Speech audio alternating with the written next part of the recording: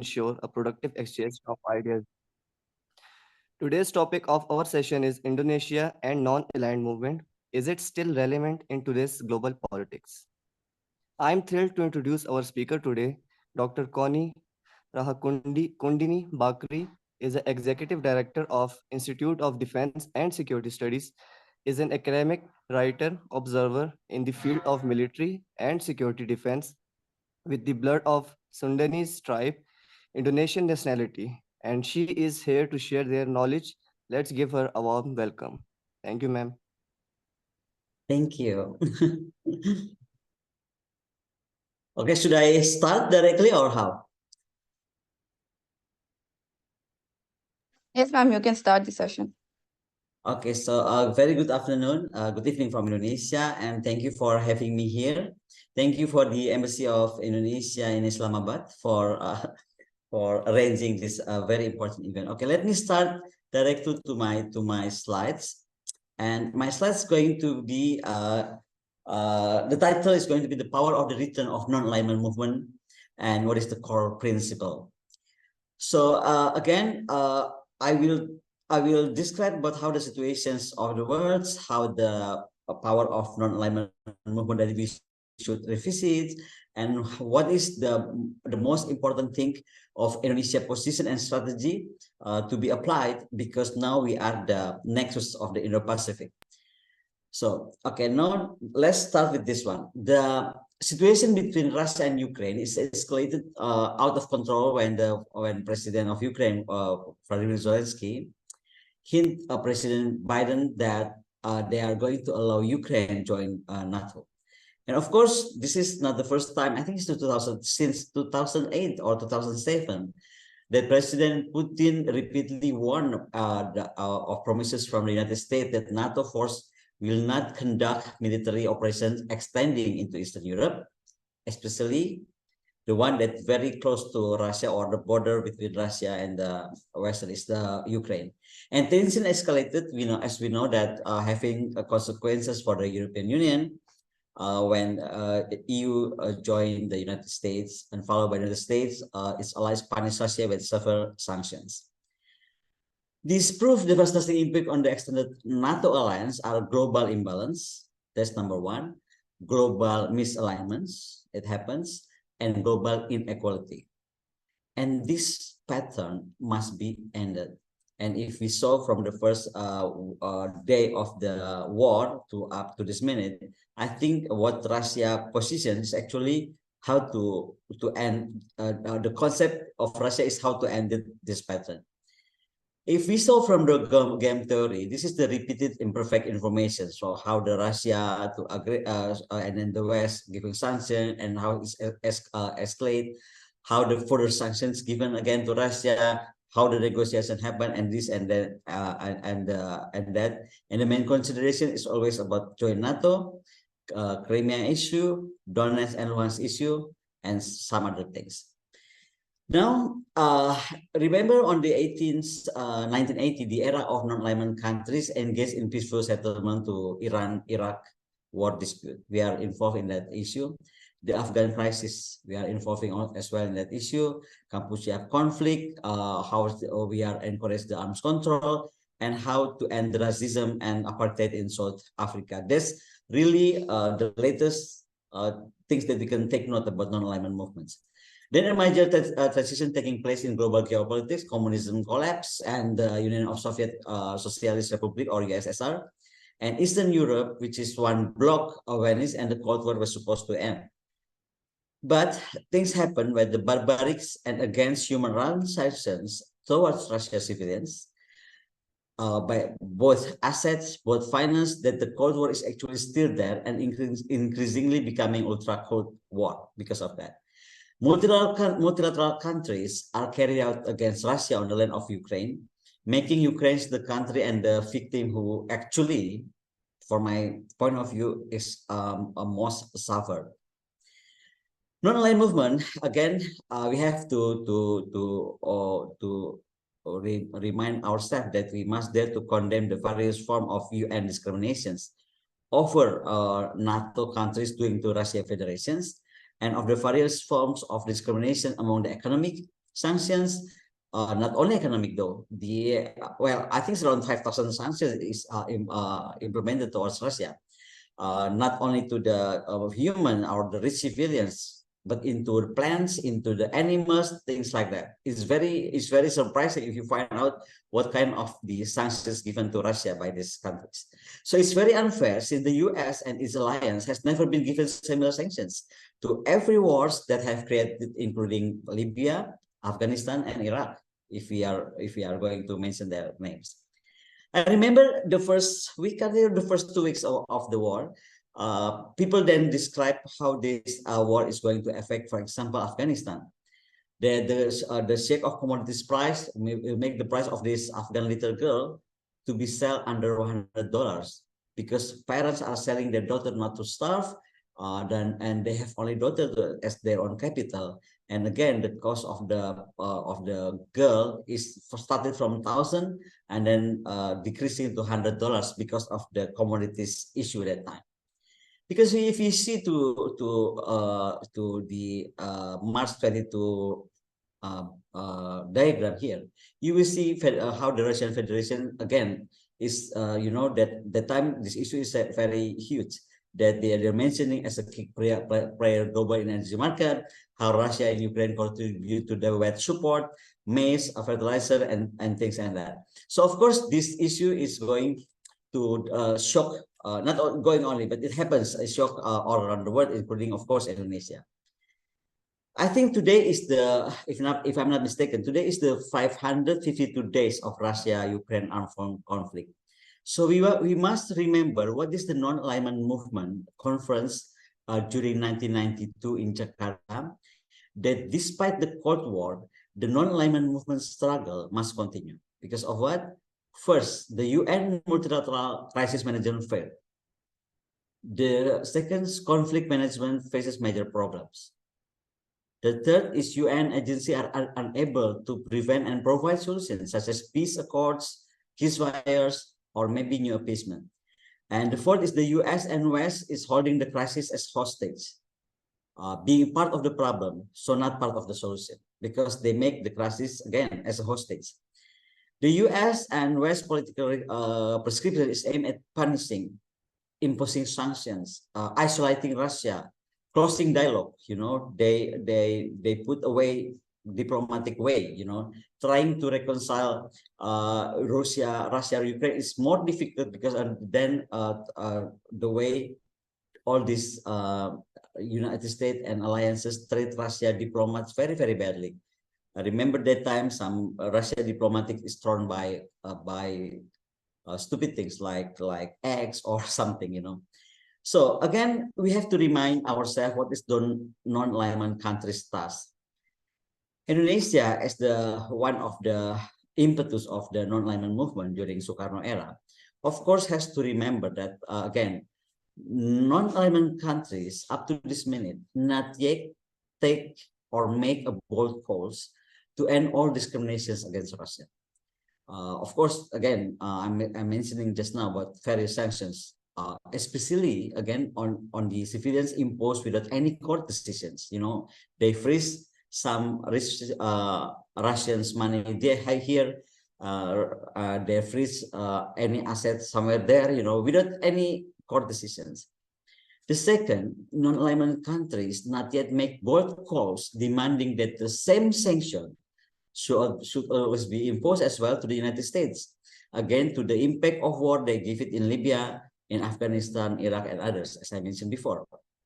The third, that non-aligned countries must continue to make and maintain its great influence on world peace. The fourth is non-aligned countries should campaign for a new international and regional economic order based on political and economic equality, because this is very important. Because we are, as we targeted before, we are going to balance the world power. The fifth one is that the consistent contribution of non-aligned nation support is needed to strengthen the United Nations organization, again, by reconstruct maybe the UN, if it is keep not functioning as it should, or as what we hope. Advocating for equality and equal sovereignty over all countries is, I think, the declaration that we should renew. Then encourage the friendly relation between countries, then advocating peaceful settlement in all international disputes, and then oppose the use of force, especially the use of CBRNA, the nuclear, biologic, chemical, radiological, and nuclear explosive weapon anywhere, anytime, any reasons, and protect and save the entire human race, because that has to be our main objective. And pushing for sanctions against wealthy Russian civilians, which is treated also on every wealthy civilians from, again, any countries that initiate Iraq, Libya, or Afghanistan war, for example. Next, we are talking about how Putin and President Xi relations, because the non-alignment movement countries members should observe and actually outline the result of the meeting of the President Russia Federal President Putin and President of China Xi Jinping, especially on the meeting in joint statement in Beijing, during February 4th, 2022. And if we can see here the recent China-Russia military exercise, you see from the September 2021, they joined together on the counterterrorism drills in Russia Orenburg region. In August 2021, counterterrorism in China, Niangshuhoi. In November 2021, on joint patrol overseas of Japan and East China Sea. October 2021, China-Russian warship sail around Japan main island. And January 2022, they have the trilateral naval exercise with Iran involving in this naval exercise in the Indian Ocean. So it's that time is China, Russia, and Iran.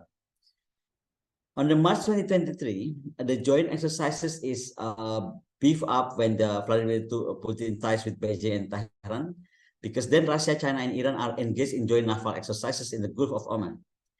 And among the ships taking part in that maneuver, is a big maneuver, is the Russian frigate Admiral Rostov, which is equipped that time with 3 Scorn hypersonic missiles. And the trilateral exercise dubbed in the Marine Security Belt 2023 had begun in the vicinity of the Iranian port of Chabahar. So it's very strategic, I think. This naval exercise somehow, if you see it from the security or defense perspective, is very strategic. And during this naval drills, the ship perform joint maneuver and will carry out artillery firing. Also, where they do it exercise overnight, day and night exercise. So it's not only in the bright side of the sun, but also in the night time.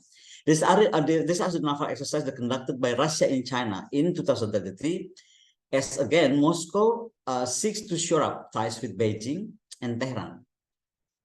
Now, the closer relationship that bond between China and Russia, I think is the realization of these two countries as the last defense that protect the new world order, and the real off balance of power, which is the target or the dreams of non-alignment movement since the first time is being established.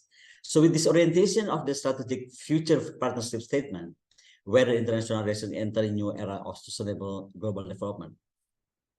Behind those closer relationship, I think we have to think that whatever happened today to Russia, what happened into Russia, tomorrow be happen to China.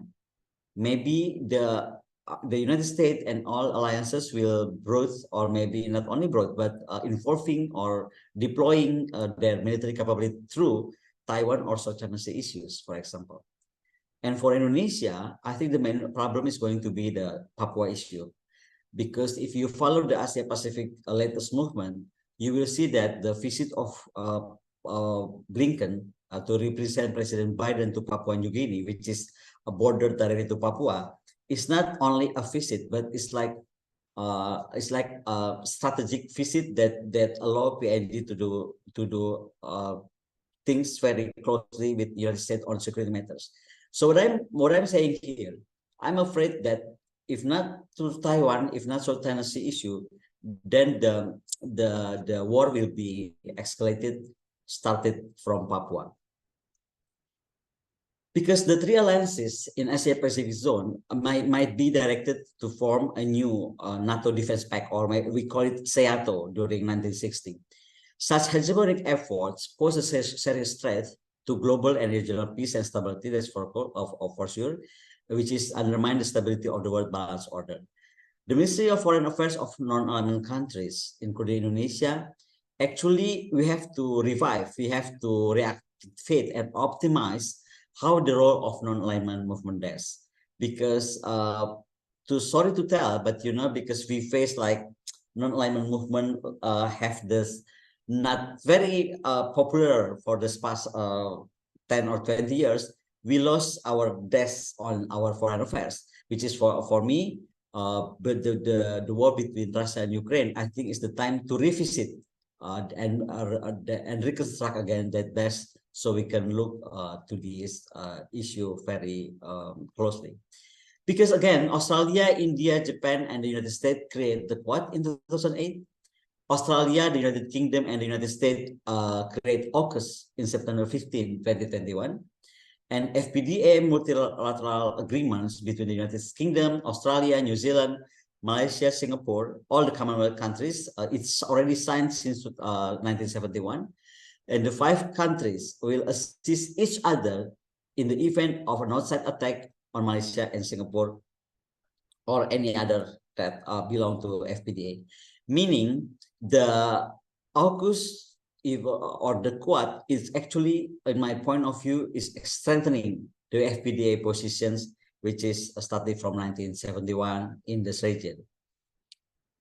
If we see this one, this is actually I take from the white paper of France. France now, with the issue of the security and environment issue in the Indo-Pacific, France controls more maritime territory in the Indian Ocean region today than any other country. France is encompass about 2,650 kilometers square, based on all the scattered islands in the Indian Oceans, which are under French control. And the French actually underline very well in the how the French forces should concentrate on fishing, piracy, and things like or trafficking during around this area, and around this area. So it's not only Indian Ocean but also Pacific Oceans. And they are really underline the issue of a zone of dispute in this map. You can see this is the South China Sea to the East China Sea area. And if you see, because of this concern again, then they build this military presence in Asia Pacific, and they make it very fast. If I'm not mistaken, they make it only 5 years or something. How they create defense dialogue in which France involved, and I think they involved in not only Shanghai dialogue, but also in Tokyo Defense Forum, in Indian Oceans Conference, in APCC, and this and that. But again, how the France actually built the capability of our armed forces that established there. So it's covering the Navy, Army, and the Air Force. From the COMSOC FFBF here, and then the COMSOC FNSC here around New Zealand, and again around this area. But I'm sure actually in this area, whether now France admit it or not, they actually have the capability as well. Again, this is for Indian Ocean zones. And for the issue of environmental security challenge in the Indo-Pacific, I'm so surprised that in that white paper, France covered the whole Indonesia. So if you see the map of Indonesia, most of this area here is Indonesia. I wonder why they don't put Papua here. Maybe because of Papua New Guinea now is taking control of this side, because this is our territory. But from the head of the Papua Island through all here, Indonesia water. France really emphasizing on environmental risk mapping. And if you see the white paper, you will find the statement of France that stated like they will deploy all the military capability for the sake of protecting the environmental security. So I think this is very interesting point to understand, because somehow in this surprising world today, that any countries could enter your territory could enter your zones, out of the blue, just saying that we can mapping your area of challenges of environmental issue, for example, and then we will deploy our capability to protect that area, because it's going to your environment area will give impact to our environmental area, something like that. So we could like the military operation rather than war, because it's again we are talking about the environmental. But if you see again how they build the capability, how many people involved, how many ships, fighter jet and helicopter, then you will see this is a very serious matter, because again France here is not into FBDA, France is not into AUKUS, France is not into the Quad. But you can see from here how France itself, part of as the United States alliance, prepare herself to again deploy anytime military capability around the Asia Pacific or Indo-Pacific. So that's what I said, that perhaps the NATO or SEATO of Asia Pacific is in the making, because France Indo-Pacific vision relying on the Quad main strategic partnership and maintaining dynamic strategic partnership with 4 Quad member countries.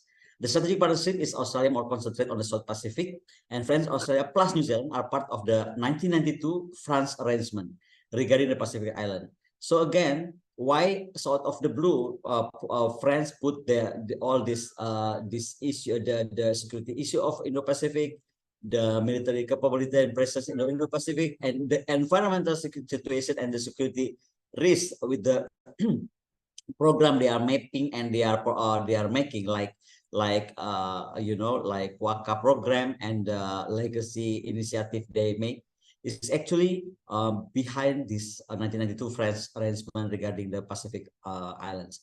And Paris and Canberra actually is also coordinating with Washington and Wellington in the Pacific Quadrilateral Defense Coordination Group. So again, even though they are not in AUKUS and in the Quad or even in the FPDA, but France, and Canberra, Washington, Wellington is having the Quadrilateral Defense Coordination Group that we are here not very aware, but actually they're doing it for quite some time. I think this is because France worry about the destabilization of the China's influence in the region, which will of course will change the French positions in the Indo-Pacific, such as New Caledonia or things. And now again, the FPDA, the Quad, AUKUS, and PNG Defense Pact is become the new issue. We mentioned before the Australia, the Quad, the AUKUS, and how the FPDA. But how about the PNG joining United States Defense Pact? What reason? What urgency? Why? Because again, PNG and Papua is really bordered to each other.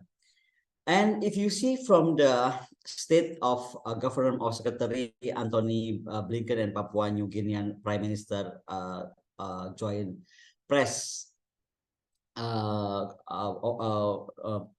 news that you can read. First, PNG had a successful meeting with Secretary of State of Blinken, and the US remained the leader of the free world. It is mentioned very hardly that the US remains the leader of the free world. For those of us who believe in democracy, in the Christian worldview, PNG share many commonalities with the United States of America. This is the statement of the Minister of James Marape at the joint press at that time, and conduct important bilateral with PNG and multilateral with members of the Pacific Island nations. The third one is US could have picked another place. This is what he said. Another place, but US picked Port Moresby and US picked Papua New Guinea. So for Papua New Guinea, that is very strategic, because by signing the PNG defense cooperations, this is a culmination of many years of months of engagement with Pentagon, Washington, and US official and PNG team. So again, the disagreement or the statement is not coming out of the blue, but they are actually already prepared months before, and many years before. PNG want to stress at this point that it wasn't shoved down our throat, but it wasn't forced upon. It was mutual agreement. So for me, it's quite surprising. I mean, for this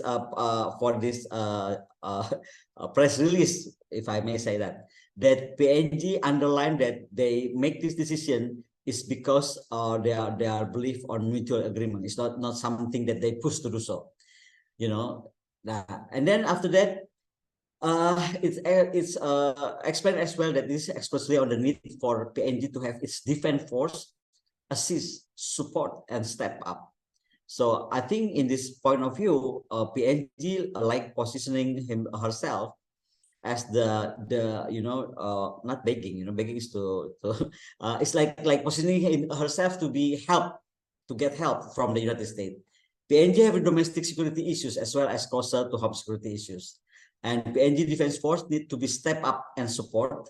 And other matters they are going to discuss is climate change, energy security, how the greater regional security in the region, of course in the Indo-Pacific region, and how PNG did sign a subsequent agreement called agreement that secure PNG maritime borders, PNG resource fund in the sea. So again, it's very into maritime issue.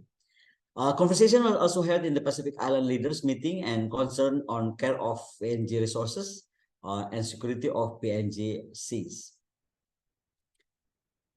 By this story that I described before, I think we have to come to perhaps a little conclusion about the worst scenario for Asia Pacific and what scenario will be happen in this area.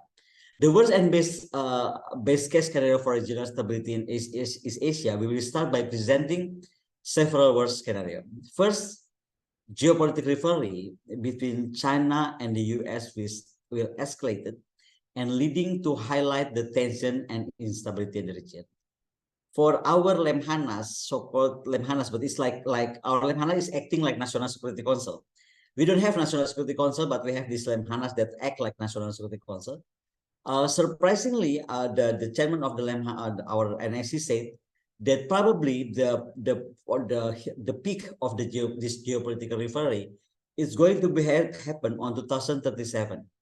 So now it's 2023, meaning the rivalry or the peak of the rivalry, it will be happen 14 years from now. The competition between the Indo-Pacific Economic Framework and Belt and Road Initiative intensifies also. This is creating somehow the geopolitical tension and undermining regional stability. The third one is the security predicaments escalate, resulting in conflict and instability in Asia Pacific. And our NSC underlined as well the cyber attack, which will be able to disrupt critical infrastructure and undermine regional stability as well. Defense modernizations. This is really happening in our region, which is going to lead on arms race and heighten the security tension, increasing the risk of conflict.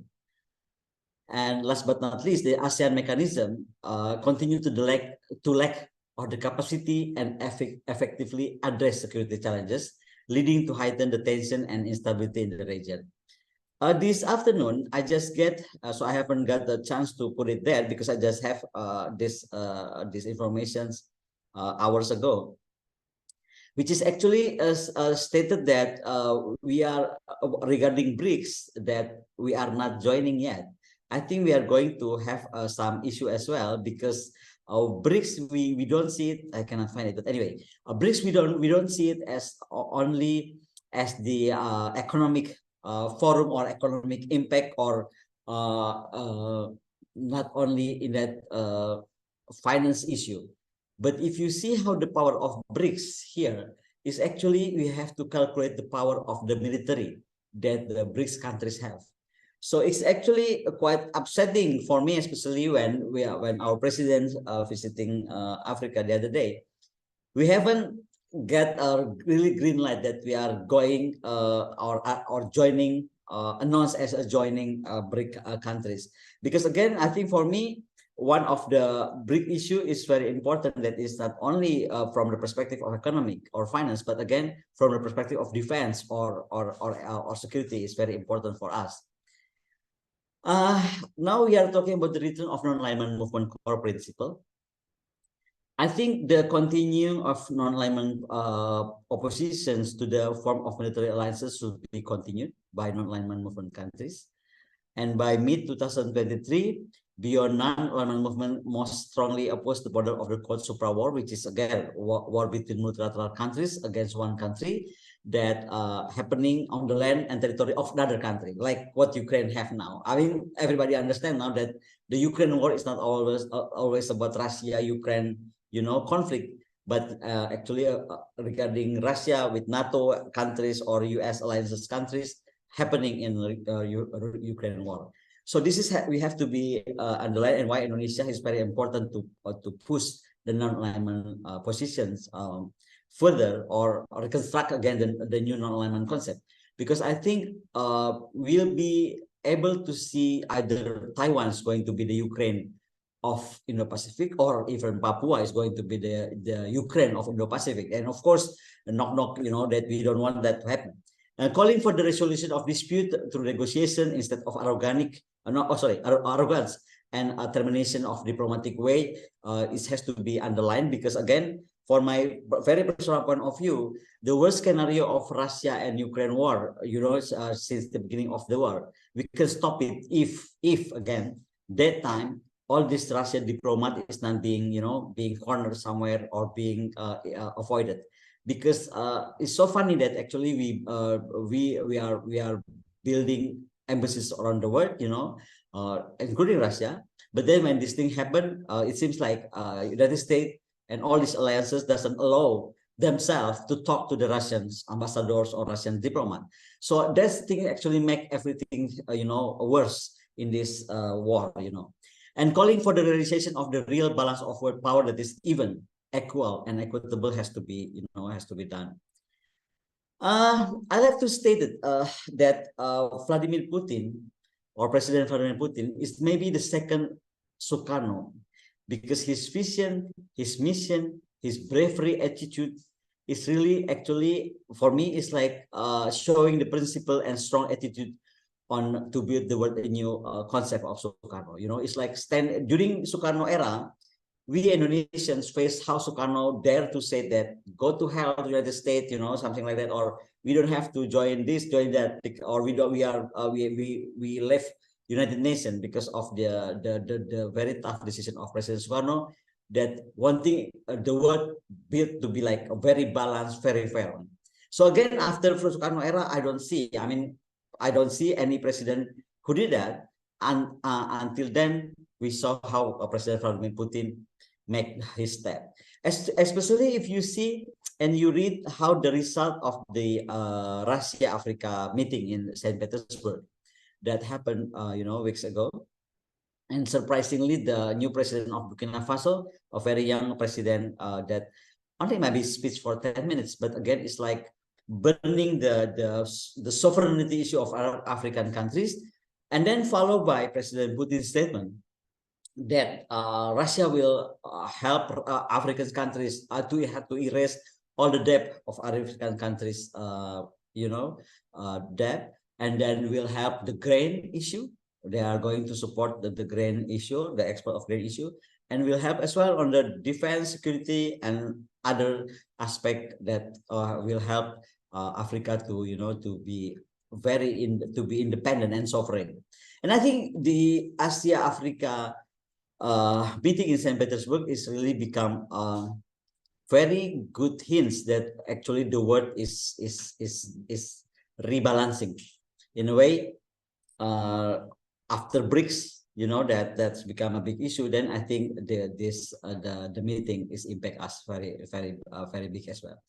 Okay, now I just want to remind what is the word of Sukarno famous UN speech, because months ago I think the speech is becoming the memory of the world of UNESCO is stated by becoming the MOW by the UNESCO. First, Sukarno stated that to build the world anew, that in that speech, Sukarno underlined the importance of new world order. That is, again, must be fair. And that time, actually, the President Sukarno who proposing China as a permanent member of the UN Security Council. And so the new and the fair world order conception through the Dasasila Bandung or spirit of Bandung must be constantly fought. Because for what? First, BRICS step in realizing the system of more just world finance to the establishment of new development banks and the existence of alternative reserve, foreign exchange, as well as alternative communication technology. So BRICS again, not only at the economic and finance, but foreign exchange, alternative reserve, communication technology. Then do not forget the capability of the military or security. And second one is cooperation for a better future. Prioritizing the preservation of nature must be improved. So it's very interesting that again the issue of preserve the environment is become a very huge issue here. And in this perspective, ecological awareness to ensure food availability for the future is become very important issue. So this is last but not least. Sorry. I think Indonesia, I don't know whether here in Pakistan, people understand how the Indo-Pacific statement from or revisit Indo-Pacific movement by the United States, followed by all alliances to be here on the security and defense capability, is going to really impact our territory or our region. Second issue is Indonesia is going to move its capital. Now our capital here in our island is going to move to this island, the biggest one the closest to the northern part. So they call IKN. IKN will be around here, yeah. And here is the Silent of Communications of Lombok. If we call it Alki-2 is here.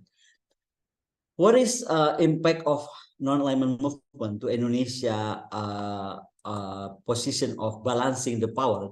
Actually, is it has to be implemented. For me, I think this is the idea to be implemented as a diagonal or balance of power, or you can call it the X concept of balance of power. My proposal is, again, we believe that Indo-Pacific now is become the very strategic or very sexy region. The second thing is Indonesia should really play the non-alignment movement role, which is in a very balanced way. So the strategic world impact that is going to be given is first is like you have to revisit during Portuguese and Spain era. That time actually the world is divided like vertically. When they say that, okay, to the right is Portuguese, to the left is Spain, okay? They make easily like that. And during several years back, the world is becoming divided by diagonally. So the north or the south issue. So this time, I think Indonesia, because again, we are talking about Indo-Pacific, we are the nexus of Indo-Pacific. Our president have the proposal of building Indonesia as the with the capability of porous maritime dunia, or how do you call it, the nexus of world maritimes, which is meaning that we are going to become the nexus of airspace as well. So what I propose is actually, because we have the strategic line of communications, all these trades, all the all this oil and strategic goods is passing through our straits. Important strait. First is Malacca here up to South China Sea. Second one is here, Lombok is here to, and then the third one is here near the Papua. So I think Indonesia has to propose this concept of non-alignment movement. I imagine Indonesia is going to be divided by four, with this diagonal line. And in Indonesia, Eastern Indonesia, and in the northern of Indonesia, then we should work together with United States, with Australia, with Japan, with South Korea, things and that. All this, including NATO countries and all US alliances, or maybe if I remember, Madeleine Albright called it the coalition of the willing. Okay, but here, Indonesia, on the western part of Indonesia, which is the Strait of Malacca, up here to the South China Sea issue, we have Natuna Island here, and the southern part of Indonesia, we have to work it together with China, with Russia, with Iran, with Pakistan, with countries that is, in years back, they make it, or they, when I said they, is meaning United States, they mark it as a red countries. So I think this is the way that actually we are going, or we are be able to give the non-alignment movement an impact on the world, not only in the region, but on the world balance of power model. Because again, if we put Indonesia this way, then we can understand that some of our cylinder of communications is going to be controlled by Indonesia together with the coalition of the willing, somehow here in this, again, in this eastern and the northern part. But here we are going to do it with the coalition of the non-willing, they call it, which is China and Pakistan and Iran and so on and so forth. So I think this is the model of balance of power that Indonesia can really propose to become an impetus to make a non-alignment movement really work and fastly work. Because I think we really ran out of time if we believe on our National Security Council that the war between the escalation of war between Russia and China will be happening in our region, which is going to be happening in our sphere of communications and our airspace, is going to be happen 14 years from now. Okay, meaning the non-alignment movement leaders must have three things. First, the power of strategic thinking, because these things, this kind of things, is coming from strategic thinking. We understand the geopolitical situation, we understand the geoeconomic strategy and things like that. And the second one is the strong on national interest leadership, because again, the leadership should be underlined on national interest. We have to think about regional interest, we have to think about the global interest, but the most important thing is we have to secure our home before we secure our neighbors. I think that's the most important issue we have to talk about here. And last but not least, the independency, the courage, your loyalty to the nations and to the non-alignment movement principle has to be underlined. So I think this is the vision that I have, the proposal that I have, again, for the non-alignment leaders, because we can, like academician like me, can propose something. But again, if the leader doesn't have the power of strategic thinking, the leaders lost the national interest, but into the regional or world interest so much and forgot the national interest, or the leaders, forgot the loyalty, the courage and the independency to position itself as the non-alignment leaders, then it's gonna be very difficult. So this is my three proposals, and I'm going to stop here. And okay, let's discuss. Thank you. Tut bagi. Thank you so much, ma'am. As we wrap up today's session, I want to extend a big thank you to our speaker for sharing their insights. Let's also express gratitude to all of you for your engaging participation. Remember, the journey of learning and continues until next time. Thank you, ma'am, for this informative lecture. If anyone have questions, they can ask. Thank you. Thank you.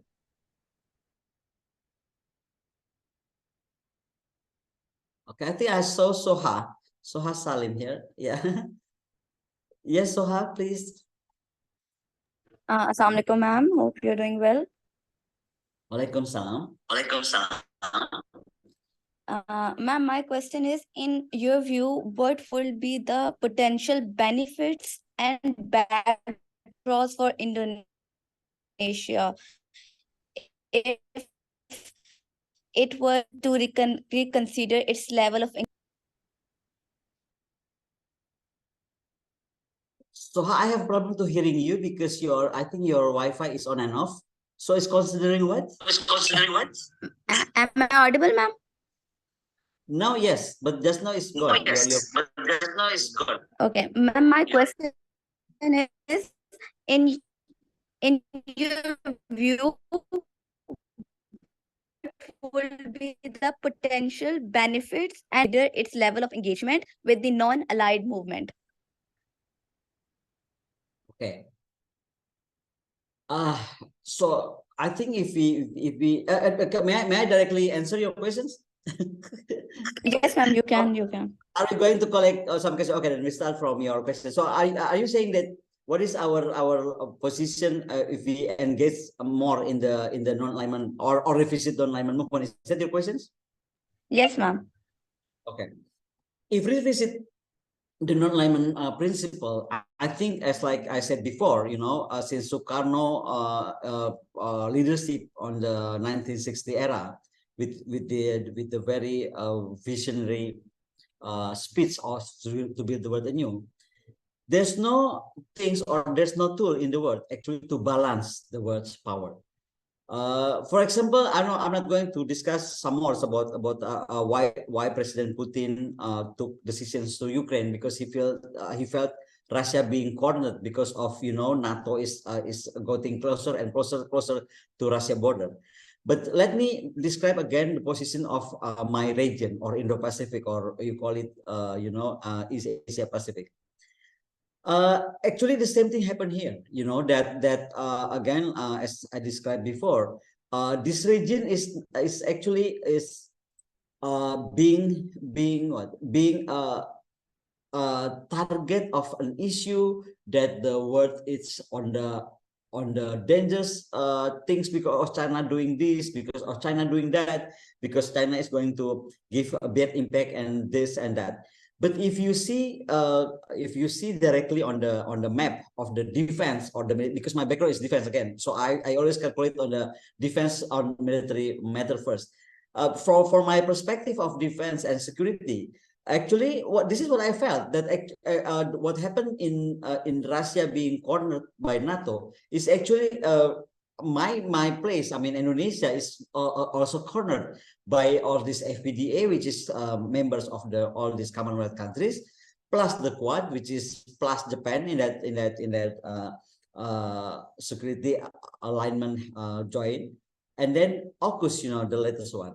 Some people said AUKUS is only the regarding technology, regarding industry, regarding not really into security. But if you find the AUKUS agreement, then you will see 11 points of AUKUS capabilities and cooperation that they will create.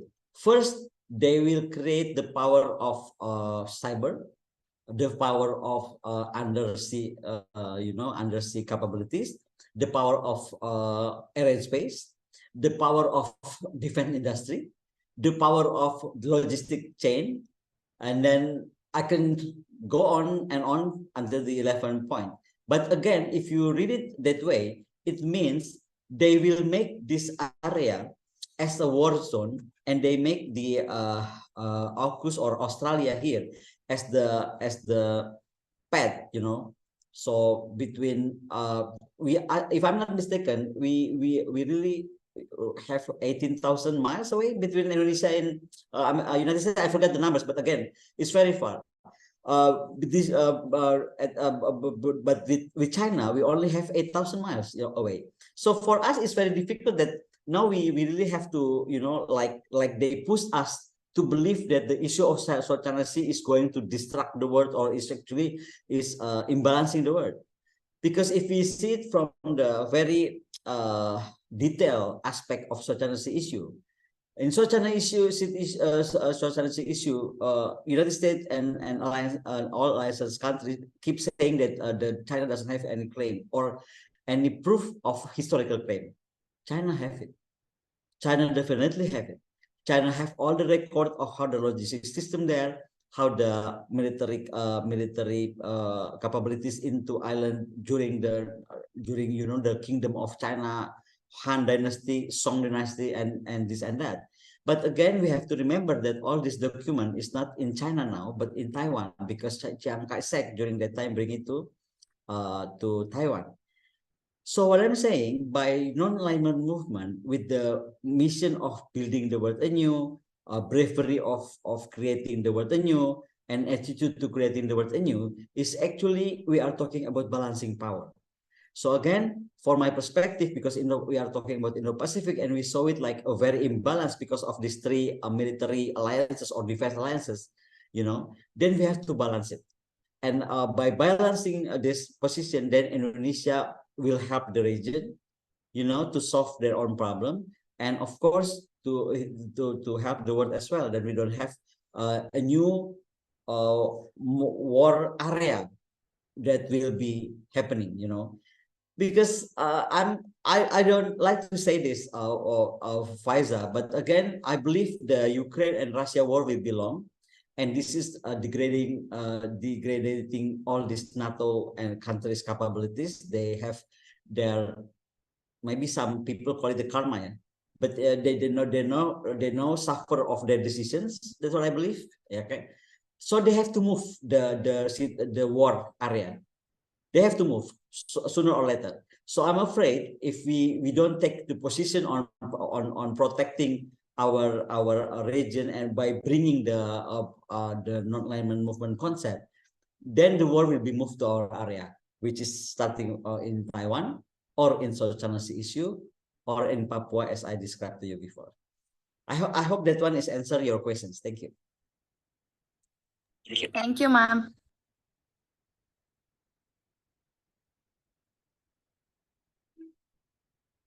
Vaida, you can ask the question. Is there Yes, Salma? I'm so sorry. I'm so sorry, my call got dropped. I wanted to ask you a question. Yes, please. Yes, so my question was that we've had many lectures on the Indonesian foreign policy, and we had another speaker as well in the last session who talked about the non-alignment movement as well. So what my question is that we say that economics is driven by politics and politics is driven by economics. So if you talk about non-alignment movement in the contemporary era, most of our politics is driven by the economics, what we see and study. That's just my perspective. So if you talk about the economic terms, do you think the non-alignment movement actually exists in the world because there's so much interdependence and interconnectedness among everyone, and we're all reliant on others for our economic needs, and that is what's driving our politics as well? So do you think that there is any such thing as non-alignment movement when it comes to the interconnectedness and globalization? Oh, thank you so much. You raise a very, very important question. I believe your background is economic, right? Okay, but let me say you something different. My background is international relations, and by that, my concept of the balance of power should be happen not only economic and political relations. That is one thing, but we have to remember that economic and military is interfering. So whenever the economic getting strong, then the military going to be stronger. Or the other way around, if you don't have the economic capability, then you make your military capability stronger, then the economic will be strong. So that's why when I mentioned to you regarding BRICS just now, well, I answer your question first. Okay, if from the economic perspective, yes, we are interconnected. But again, because we are very well interconnected, then the tendency of we have clash actually is bigger. So I'm sorry to say that. So the idea of BRICS, for example, I think it's a good idea of balancing this economic issue, because again, BRICS, you don't see it only from the perspective of, like I said before, like only economic or finance or technology, but behind that you have to calculate what is the capability of military of the BRIC countries has. So therefore, I read actually the news that I received from the UK, I think, yeah, from UK newspaper. They stated that, okay, President Jokowi, our president left Africa, and Indonesia is not joining BRICS because of the non-alignment position. That is wrong. I think that it's not because of that. We are going to propose our to join BRICS because again, we have to balance this world situation, because from the economic perspective today, if we don't join BRICS, I think is going to be dangerous for Indonesia, because again, we are surrounded by these military capabilities or defense capabilities of these United States and allied countries, and for the economic perspective, we don't have to rely much to the Western capability. For example, for me is quite amazing that now whatever we are buying from Russia, for example, now is being controlled by United States. For example, like India, but India then took a different decision, but Indonesia still follow what US said.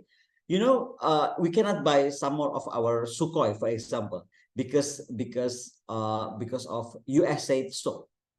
Okay, but again, if that matters, then we have to find out what is the defense capability that we have to build. If we cannot buy things that we want, and the second things, if then we have to rely to the industry of this United States or NATO countries. Again, by balancing this needs and the capability of NATO and friends, or no, NATO alliances countries towards non-NATO alliance countries is very important for us. Again, we don't do much, or we cannot cross or divide the world by diagonally by economic. Of course, we cannot, because we are very we are very stick to each other today. But from the security perspective, which is related to economic in the long run, then I think we have to try to balance that. And again, I have to bring this proposal, because what happened like today in Indo-Pacific with the so many military alliances, countries from NATO is coming into our region, and as you see from my presentation before, how they are now talking about environment, how this, if this we cannot or we decide we cannot protect our own environment, they will deploy the military to help us to preserve our environment. So for me, it's like the type of military operation other than war, to come to another countries just to to be involved without we inviting them. So of course, with this positions, I hope the idea of any NATO countries or US to always interfering into other regions or another country business is going to go away or lower that eagerness, if you understand what I mean. I hope that answered your question though. Yes, thank you so much. I'm also majoring in international relations, not economics, but we did study about this in the global political economy, that how economics is driven by politics and politics is driven by economics. So that's how it popped up in my mind. But thank you so much for answering it. Yeah. I remember. I think on client theory stated that state power is actually consists for the 5 elements. First is the economic, second is military, but the third one is the will of the nations and the critical mass that the nation have. But again, we have to remember. I think the client theory has to be corrected, because one that Professor Klein forgot is actually the military power that surround us. It actually impact our capability as a state, our state power capability. For example, I mean, if then now there's no FPDA, there's no AUKUS, there's no Quad in our region, then I will not propose the idea of joining BRICS and then calculating how BRICS countries defense capability, But again, because of that, then I calculate everything the way they calculate they calculate their capability to our region. Yeah, thank you so much. Thank you so much, ma'am.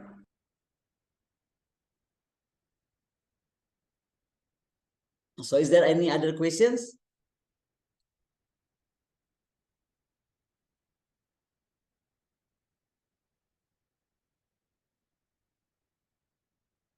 There's no questions. Is Pak Dubes here already? No, Pak Ambassador is already here? Not yet. Oh, not yet. Belum siap. Oh, okay.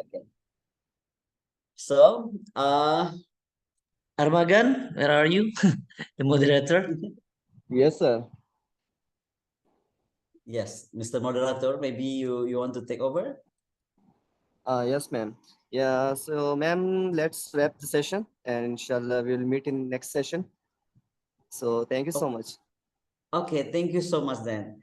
Okay, bye. Bye. Ya, terima kasih banyak Ibu. Terima kasih banyak ya.